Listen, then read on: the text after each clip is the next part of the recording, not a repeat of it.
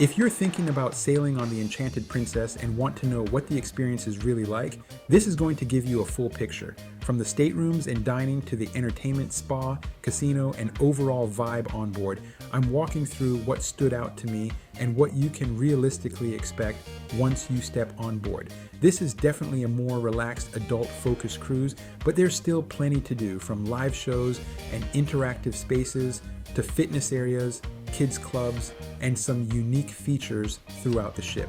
I'll also get into the small details that make a difference, like how easy it is to get around, what the staff experience is like, and the little extras you might not think about before booking. So if you're trying to figure out if this is the right cruise for you, this should give you a clear idea of what to expect. Our cruise left out of Fort Lauderdale, and overall the boarding process was fast and easy. The terminal area itself isn't especially scenic. It has more of a commercial port atmosphere, but the actual embarkation experience was very efficient. The security and immigration process moved smoothly. Staff kept everything organized, and there's plenty of seating in the waiting area if you happen to arrive early.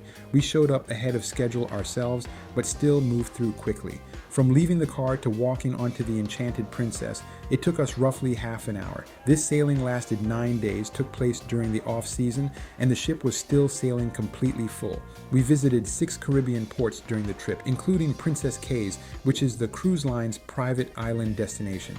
That stop had more of a private beach resort feel, with a focus on relaxing rather than exploring a city. The itinerary also included St. Thomas, Dominica, Barbados, Martinique, and Antigua. It ended up being a nice balance of beach stops, sightseeing opportunities, and traditional Caribbean port days.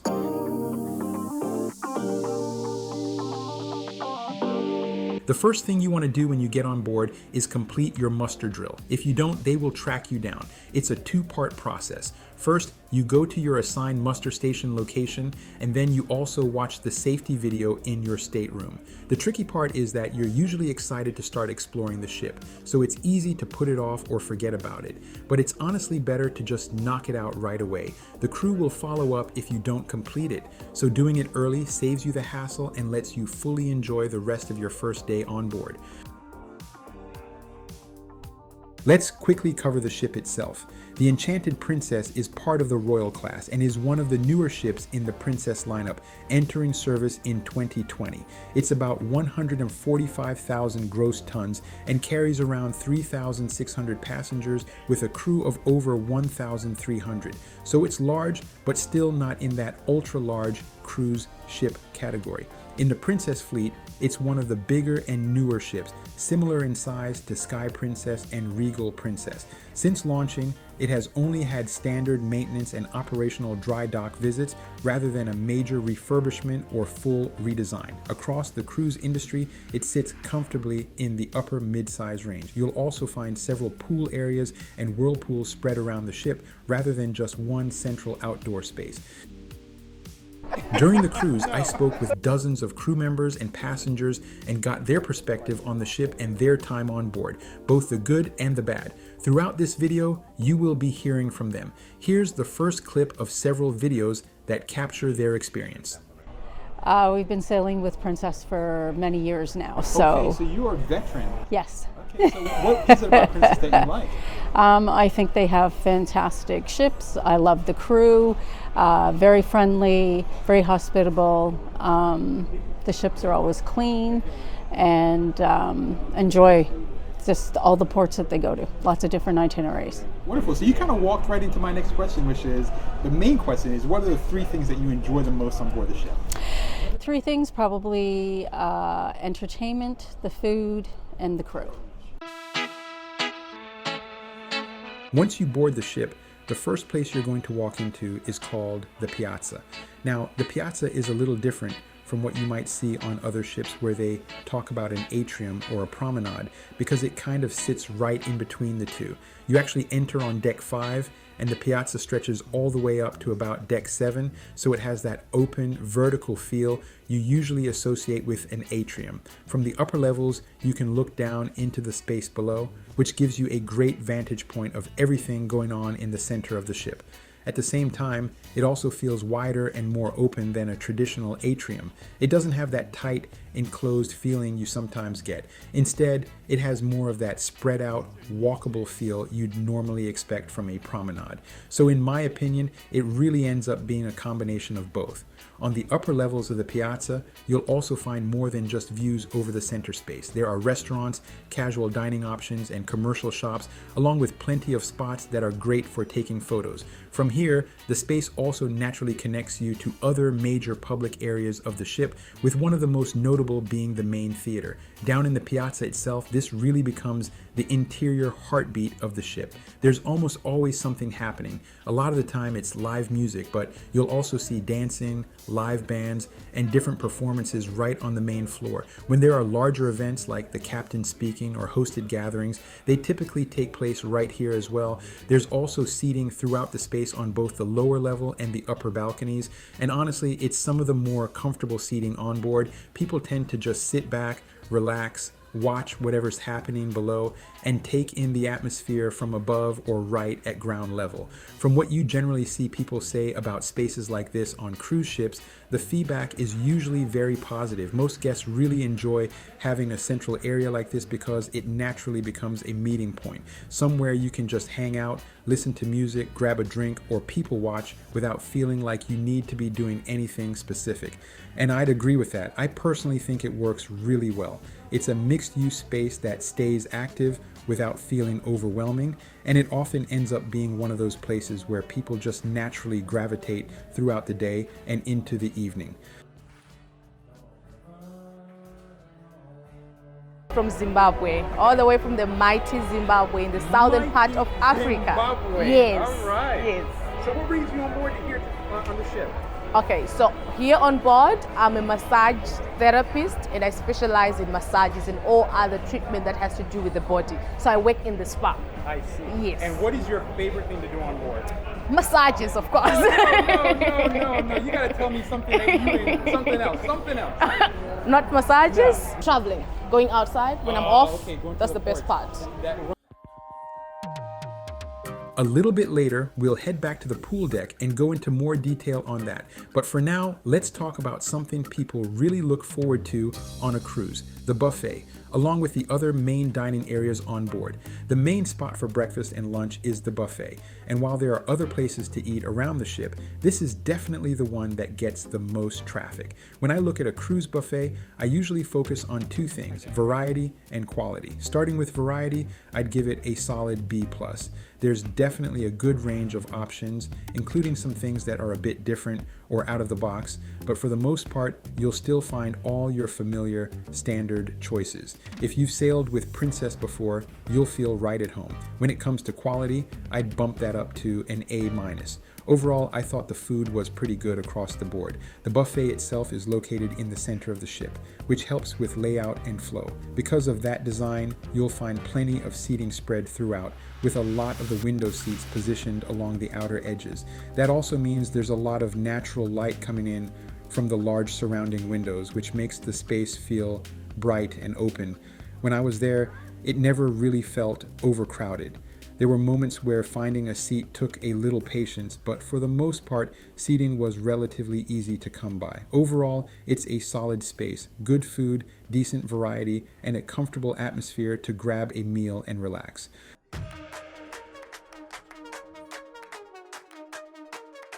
Let's talk about the main theater on board. This is where most of the entertainment happens. And no, there's no aqua theater or skating rink, just straightforward stage shows. They do have Broadway style productions, which I'd rate around a B-. They're fine, enjoyable, and easy to watch, but not necessarily something you'll be telling everyone about afterward. The theater is 2 levels with clear views and comfortable seating throughout.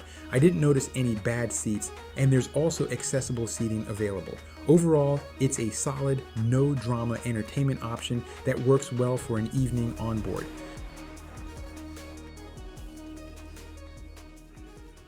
Okay, Terry McConaughey is my name, Okay. and the top 3 things I like doing while on board is getting massages Okay. in the spa. It's wonderful. I also like playing in the casino, unless I'm losing, and then it's not so much fun. And walking on the walking trail up on deck number 17. Wow, I wouldn't have guessed walking on it. I've been up there. It's very windy. Do you find it to be windy? Yes, the first few days it was windy. Today it's perfect. It's not very windy, so it's a great time to be up there and walking around and just looking at the beautiful ocean and the beautiful sky. On the ship, getting a drink is never really a problem because bars aren't concentrated in one spot. They're spread out everywhere. You've got about a dozen bars and lounges across the ship, so whether you're in the Piazza, by the casino, on the pool deck, or near the entertainment areas, there's always something close by. Often, you don't even always have to get up. During busy times and sea days, drink carts move through the public areas and staff will come right to you and take orders wherever you're sitting. If you're just buying drinks as you go, most cocktails land somewhere around $12 to $18, and beers are usually around $10 to $14, with some premium drinks going higher depending on what you order. If you go the package route, the main option is the Plus package, which runs about $65 per day and covers most drinks up to about $15 each. Then there's the Premier package, around $85 per day, which raises the drink limit and includes higher end options. When you break it down, most people find the Plus package pays off at about 5 to 6 drinks a day, while Premier makes sense around 6 to 7 drinks a day. Below that, it usually doesn't make financial sense and paying per drink works out better.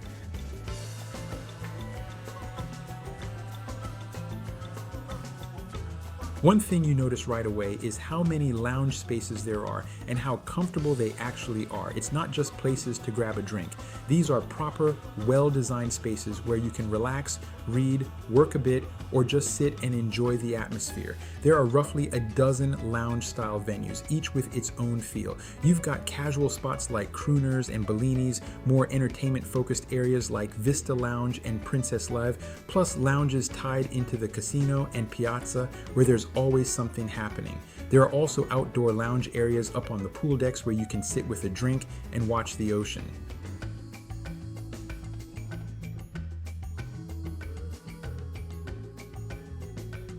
When it comes to outdoor space, if you're expecting slides and big water parks, you're going to be disappointed. There's none of that on board, not a single slide. But what you do get instead is a much more relaxed, open pool setup. Right in the center of the ship, you've got the two main pools, Neptune's Reef and Calypso Reef, and this is really the heart of the outdoor area. It's a beautiful space. There's plenty of seating all the way around, great open views, and tons of sunshine throughout the day. At the same time, it also doubles as an entertainment space. This is where you'll see things like games, competitions, and where the DJ sets up and keeps the energy going. So it kind of balances both worlds. It can be lively when events are happening, but it's also a place where people just come to relax, lay out, and enjoy the day. You've also got whirlpools spread around the area, so there are plenty of spots to just unwind. One thing you might notice while you're out there is that you don't see a ton of kids around, and we'll talk more about that later when we get into who this ship is really best suited for. And then at night, this same space transforms into an outdoor movie area. They show movies up on the big screen under the stars, which is a really nice touch. I will say, in my opinion, the sound could be a little better, but overall, it's still a great atmosphere and a really nice way to end the evening. Hi, I'm Moises Manansara. I live in Manila, Philippines. And what do you enjoy doing the most on board the ship? I like to work as a bartender, dealing with the different kinds of nationality of guests, passengers. Okay. And what's your favorite port? Honestly speaking, I love all of them because. Oh, come on, you gotta have one favorite. I like St. Lucia. I like St. Lucia. As you move toward the aft of the ship, you'll find the retreat pool area near the sanctuary. This is an adults-only space and much quieter than the main pool deck. The pool is a decent size, not huge but comfortable, and there's a bar right nearby so you can easily grab a drink. It's set across 2 levels, deck 16 for the pool and deck 17 above it with padded loungers and a more relaxed seating area. Most of the time it's pretty calm, and even on sea days, it doesn't feel overly crowded. You won't find DJs, loud music, or pool games here, just a quiet, laid-back atmosphere that's geared toward adults looking to unwind. The Wakeview Pool is an aft infinity-style pool that's more about the view than swimming. It's relatively small, designed for lounging and relaxing rather than laps, and typically holds only a few dozen people in the pool at a time, with additional loungers around it, making the whole area feel more like a chill lounge space than a crowded pool deck. The water is shallow, generally around 3 to 4 feet, so you can stand comfortably and cool off, but it's not meant for diving or serious swimming. Overall, think of it as a scenic adults-only hangout spot rather than a large main pool. On the ship, the main dining experience is actually spread across 3 complimentary dining rooms: the Santorini dining room, the Amalfi dining room, and the Capri dining room. They're all located on the mid to lower decks around the central dining area, and each one is designed to handle a large number of guests working together to serve well over 1,000 people during peak dinner times. Now here's the key point. All 3 dining rooms serve the exact same food and the same nightly rotating menu, so you're not getting different dishes depending on which dining room you're in. What you will notice is that the food is generally pretty solid, with a wide variety of appetizers, entrees, and desserts. There are also premium items available if you want to upgrade and try something a bit more upscale. Service across all 3 locations is also consistently strong. Where things really change is how you choose to dine. There's traditional dining, which is a fixed seating option. That's usually either 5 p.m. for early seating or 7:30 p.m. for late seating, and you'll sit at the same table with the same servers each night. Then there's flexible dining, where you can make reservations and choose your dining time, typically starting around 5 p.m. and running through the evening in scheduled time slots. And finally, there's walk-in anytime dining, where you just show up when you're ready and wait for a table if needed.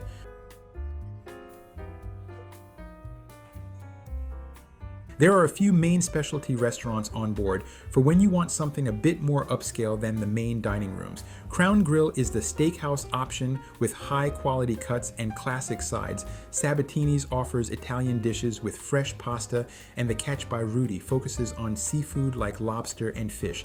Most of these restaurants are around $55 per person as a cover charge. That fee usually includes a full dining experience with only a few premium items carrying extra charges. If you're on a package like Princess Premier, specialty dining may be included or heavily discounted depending on the promotion, while Princess Plus tends to focus more on other onboard perks rather than unlimited specialty dining. In general, it's a good value if you plan to visit more than once or want a more refined dining experience during your cruise.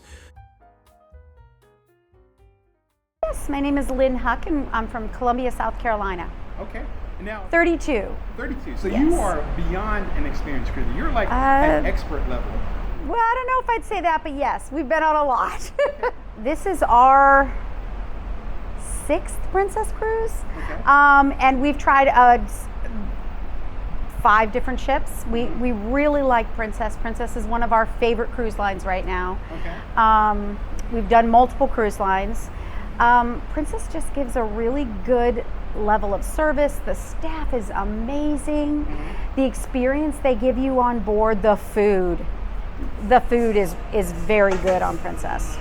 Just the experience overall. They do a lot of enrichment things, a lot of fun things like trivia and games, and a lot of engagement on board for people that just want to do a little something they don't normally do at home.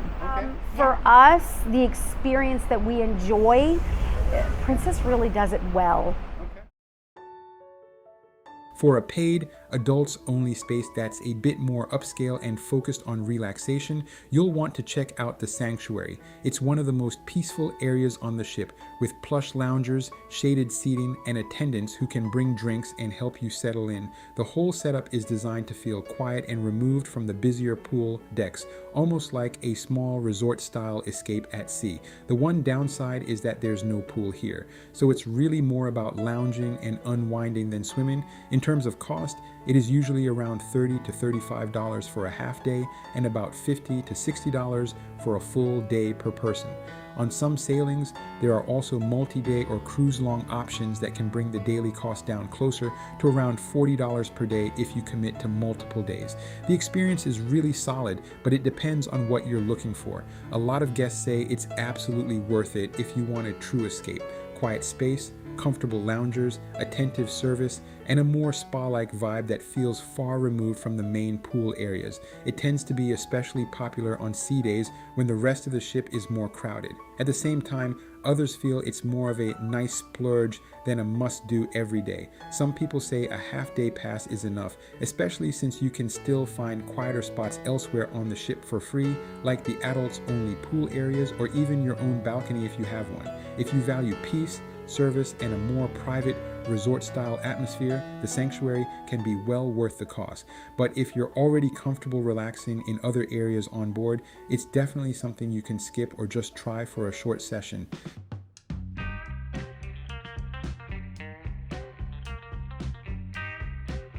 The ship has 2 casino areas on board. The larger non-smoking Princess Casino is where most of the slot machines and table games are located, while the smaller smoking casino, Take 5, has more of a relaxed lounge feel. The casino stayed consistently busy, especially at night, but never felt overwhelmingly crowded. Some passengers did mention that the casino felt a little small and that some of the slot machines seemed somewhat dated. The Princess Players Club tracks your gambling automatically through your medallion, and depending on your play, you can receive offers like discounted cruises, free play, onboard credit, drinks in the casino, upgrades, and even future cruise offers through the See You Soon program. Interestingly, some passengers told me they gambled very little and still got cruise offers afterward, while others felt the rewards weren't as generous as expected. The spa on board is set up as a full-service wellness space, offering everything from massages and facials to body treatments focused on relaxation and recovery. Prices for individual services typically start around $30 for shorter treatments and can go up to about $200 or more for longer or premium packages, depending on what you choose. One of the main extras people talk about is the thermal suite. It's a separate area inside the spa with heated loungers, steam rooms, saunas, and thermal relaxation spaces you can move through at your own pace. You can usually book it as a day pass or bundle it with a spa package, with pricing generally around $40 to $60 per day. From what I heard on board, most guests felt the spa overall is very calm, quiet, and well run. But the thermal suite is what a lot of people said gave them the most value for the money.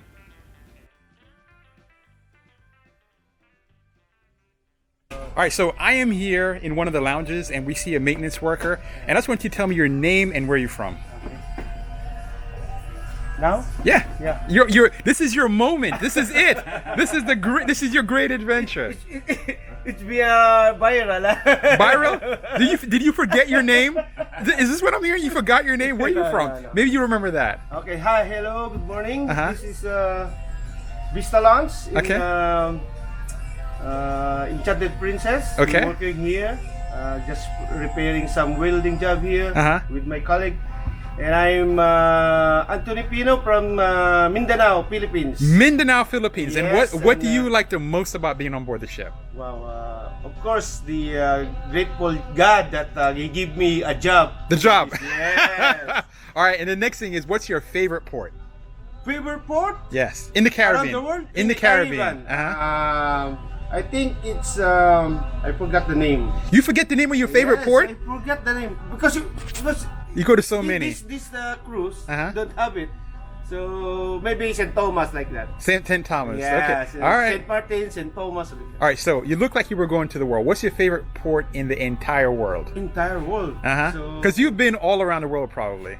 In Malta. Malta. Yes, All right. Very, very nice place. And remember John the Baptist, the apostles? Yes. He died there, no? Ah, okay. Well, thank you very much. I appreciate it.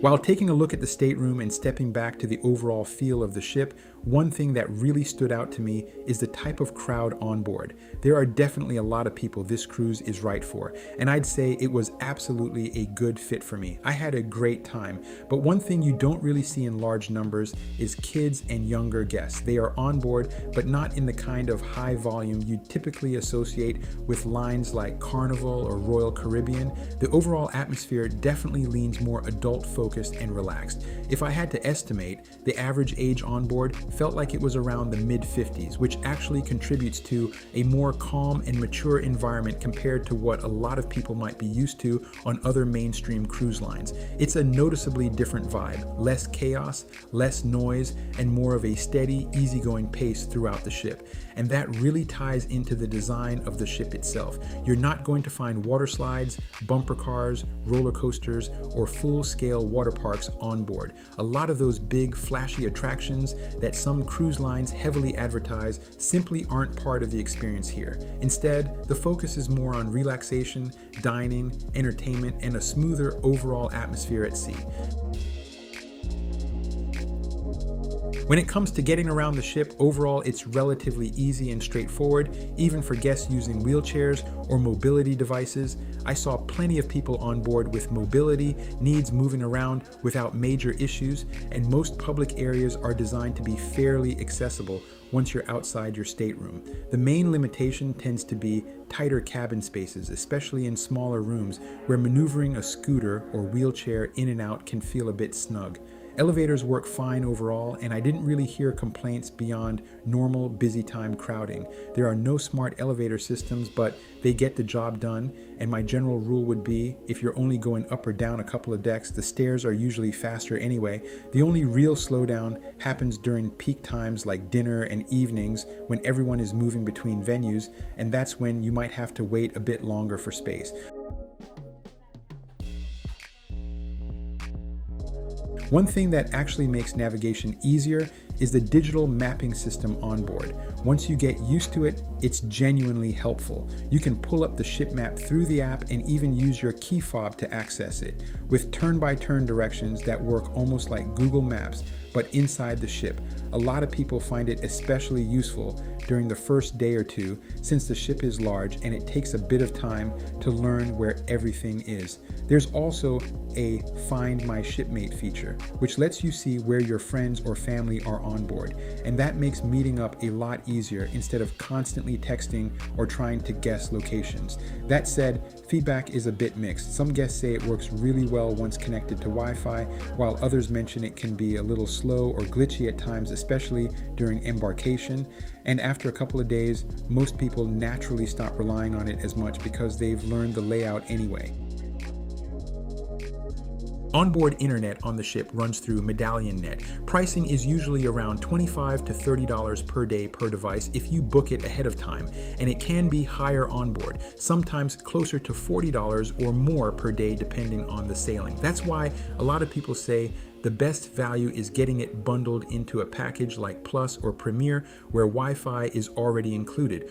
Overall, the Wi-Fi works pretty well across most public areas like the Piazza, lounges, and pool decks, and it's fine for things like messaging, social media, and even video calls. But speeds can slow down when a lot of people are online at once, especially in the evenings or on sea days. There are also some comments about weak spots in certain cabins or lower deck areas where the signal isn't as strong or consistent. As for value, most guests seem split. If you need to stay connected regularly, it's worth it, especially if it's bundled. But if you're only checking in occasionally, a lot of people say it feels expensive for what they actually use.